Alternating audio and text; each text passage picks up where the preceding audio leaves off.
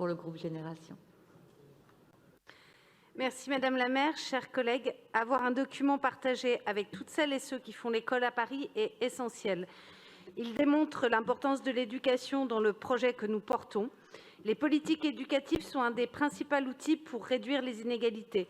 Les élus Génération y sont particulièrement attentifs, car nous pensons que la transition écologique s'accompagne d'une transformation profonde de l'école vers une école de la coopération.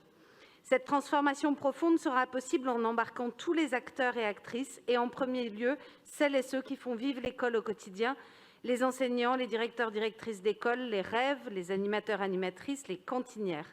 À toutes et tous, nous leur disons un immense merci pour leur engagement, particulièrement éprouvant depuis 1 an et demi.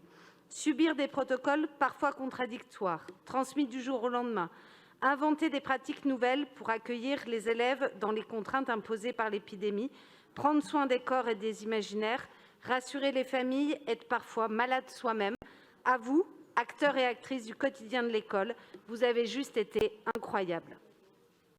La ville de Paris dispose de nombreux atouts pour mettre en œuvre son plan éducatif de territoire. Une organisation administrative déconcentrée qui permet de répondre aux particularités locales, une capacité d'ingénierie de haut niveau, et merci au service de la ville, un rêve ou une rêve permanente dans chaque école élémentaire et maternelle, des directions d'école qui sont déchargées jusqu'à 5 classes et qui sont logées, des gardiens qui assurent l'accueil dans chaque école, ce qui est chronophage, des professeurs de la ville de Paris, c'est une exception nationale, des moyens conséquents de financement des activités, la gratuité d'étape. Bien sûr, il y a quelques sujets devant nous qui sont à améliorer.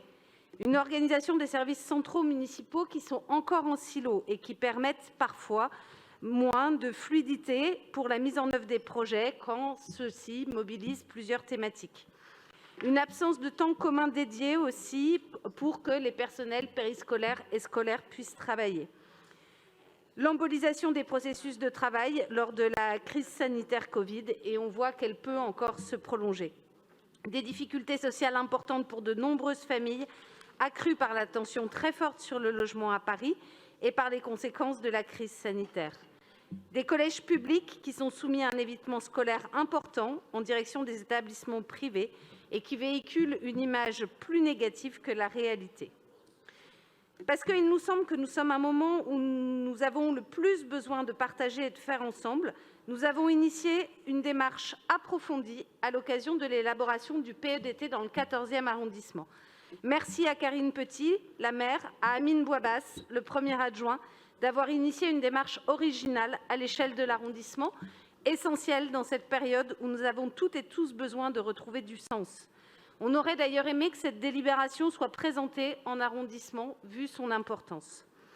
Pendant 4 mois, accompagnée par Territoire éducatif, une concertation a été mise en place dans le 14e et a mis en mouvement plus de 150 participantes et participants par le biais d'entretiens, de visites de terrain, d'ateliers thématiques, d'ateliers d'enfants, de plénières, autour de 6 parcours, aboutissant à 45 objectifs opérationnels et 73 actions.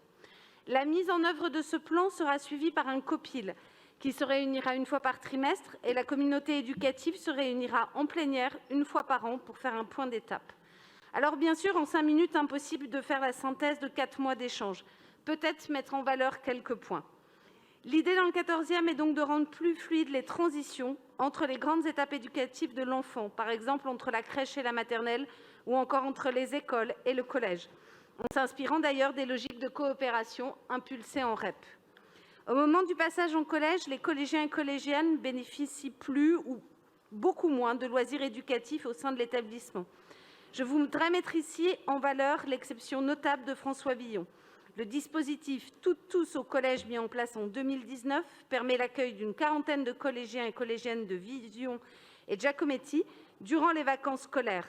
Il démontre qu'il est possible d'organiser des accueils de loisirs dans un collège qui intéresse fortement les jeunes, à condition bien sûr que le programme soit attractif et de mélanger les élèves de 2 établissements différents, parfois rivaux dans le quartier. Se coordonner sur les temps de l'enfant et travailler la complémentarité des rôles est un autre axe. Pour bien définir le rôle de chacun, il faut des temps d'échange, de coordination. Le principal écueil est qu'il est difficile de trouver des temps communs à des personnels qui sont devant élèves à des moments différents. Cela nécessiterait de remplacer tous les personnels ou de leur payer des heures complémentaires supplémentaires. Mieux définir la place des parents. Les représentants des parents d'élèves sont demandeurs, d'ailleurs, et il s'agit pour eux d'être mieux informés, de participer à des temps de décision de projet et d'école. C'est donc bien autour des projets que la confiance peut s'inscrire durablement dans le respect des prérogatives de chacun. Merci Madame Bakwa. La parole est maintenant à Monsieur Vin.